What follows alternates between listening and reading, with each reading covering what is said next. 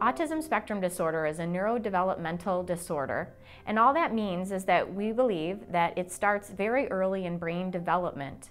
Most of the time, the symptoms of an autism spectrum disorder are evident at age 2 or 3.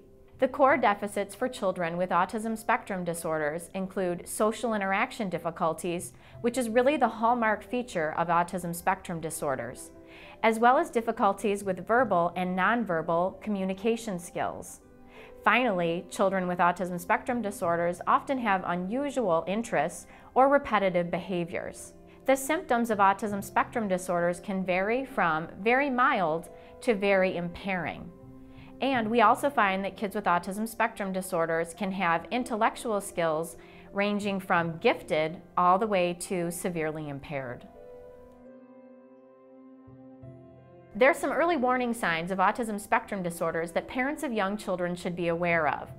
The first is, if a child is not yet using single words by 18 months or a year and a half, or a child that's closer to age 2 that's not yet using two-word phrases, that's a red flag. Another red flag is difficulty with early social interaction skills, such as poor eye contact, not showing a social smile, or limited social responsiveness to others.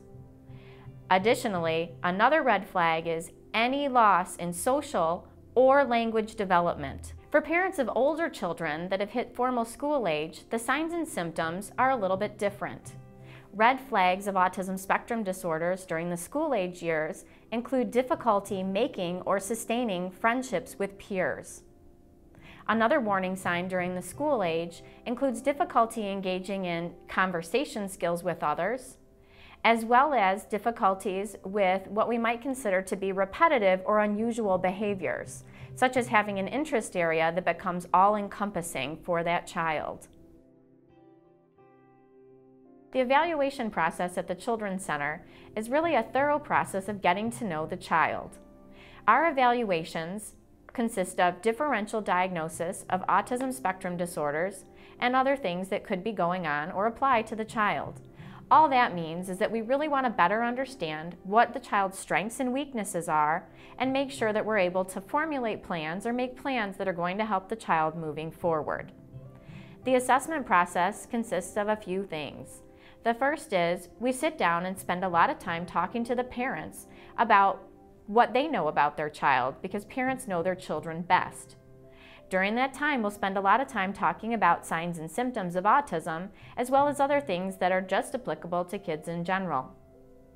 The second part of it is really fun for kids, and what it is an observational assessment or a play-based assessment piece where we spend some time getting to know the child and know what their strengths and weaknesses are with their social interaction skills.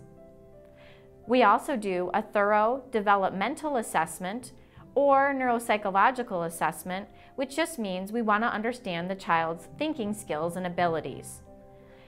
Finally, we meet with parents to go over the results and the recommendations of the evaluations so that we can put together some plans to help the child move forward and get the help that the child needs.